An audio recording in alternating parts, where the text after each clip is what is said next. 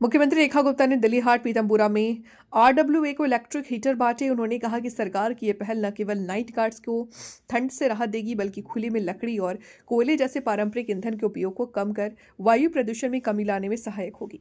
दिल्ली सरकार ने कॉलोनियों में बायोमास बर्निंग पर रोक लगाने के लिए खास मुहिम शुरू की है। इसके तहत सरकार की ओर से कॉलोनियों पर तैनात नाइट गाइड्स को 10,000 इलेक्ट्रिक हीटर दिए जाएंगे। इसके लकड़ी और कोयला जलाने की रोक लगेगी।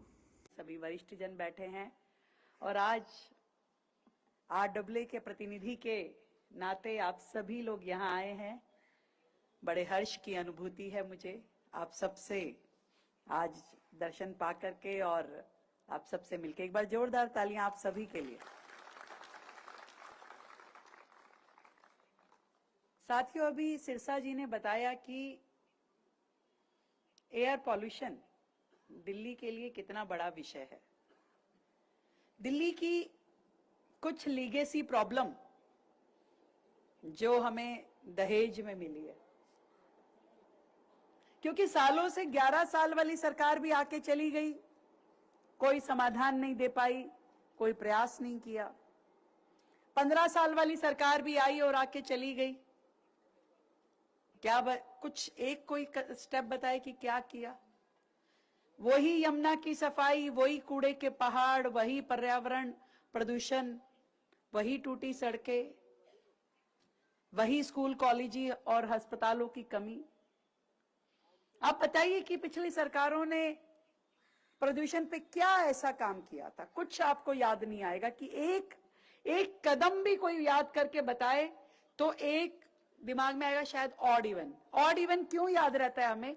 क्योंकि जिस चीज से व्यक्ति को सबसे ज्यादा परेशानी होती है वही याद रहती है। व्यक्ति, उनकी स्ट्रेटेजी थी, स्ट्रेटेजी ये थी कि सामने वाले नागरिक को इतना परेशान कर दो कि वो खुद ही बोलना बंद कर दे कि समस्या भी है। क्योंकि जितना समस्या के लिए बोलेगा व्यक्ति, साधारण व्यक्ति, वो उतना उसकी गर्दन पे हाथ कसने लग जाते थे। अब तुम घर से गाड़ी नहीं निकालोगे, अब तुम घर से बाहर नहीं जाओगे, अब तुम ग्रैब लगाएंगे, अब तुम इंडस्ट्री नहीं चलाओगे, दुकान नहीं चलाओगे, यहां नहीं जाओगे, वहां नहीं जाओगे। सोचिए कितनी तकलीफ होती थी हमें।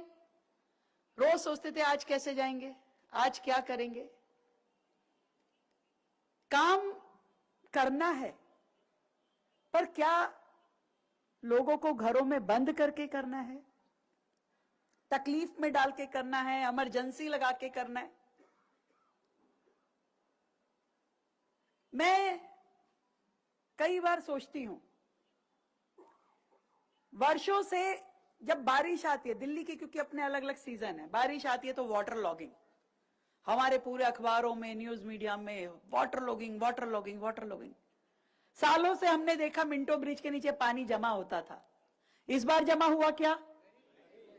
कोई फोटो छपी क्या अखबार में? आईटीओ पे पानी जमा होता था, बस डूब जाता था, सब ट्रैफिक जैम हो जाता था। इस बार हुआ क्या? किसी समस्या का समाधान यदि ईमानदारी से करना चाहो तो होता है। इस बार फरवरी में सरकार बनी, सरकार के बनते ही गर्मी की तैयारियां शुरू की गई, पानी की कमी ना हो, हीट वेव, सारी हर जगह उसकी व्यवस्थाएं होनी चाहिए, वाटर कूलर लगने चाहिए।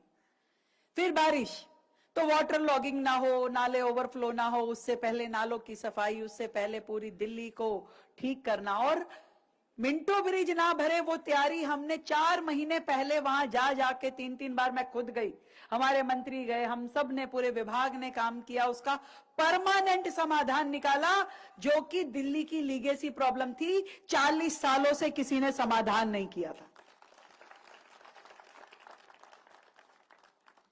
इस 8-10 महीने के कार्यकाल में हमने कोशिश की कि लगातार समस्याओं को समाधान देते जाएं।